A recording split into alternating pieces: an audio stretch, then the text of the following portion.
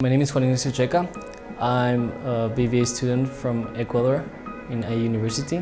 My project name is called AM Fitness Gear and Accessories. It's a fitness brand company.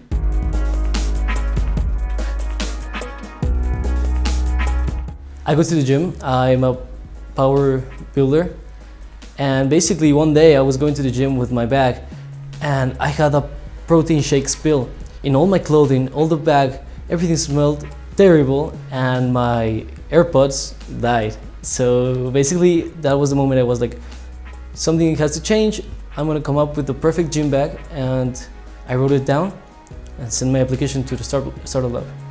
After the lab, I will continue my startup 100%. I've been talking to my designer in London, and we're gonna work together and see what happens.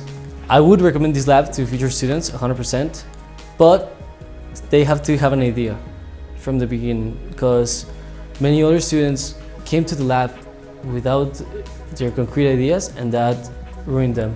So my advice for them is know what you're doing and have a plan in your mind so you can get to the lab, start working as soon as possible and make it happen.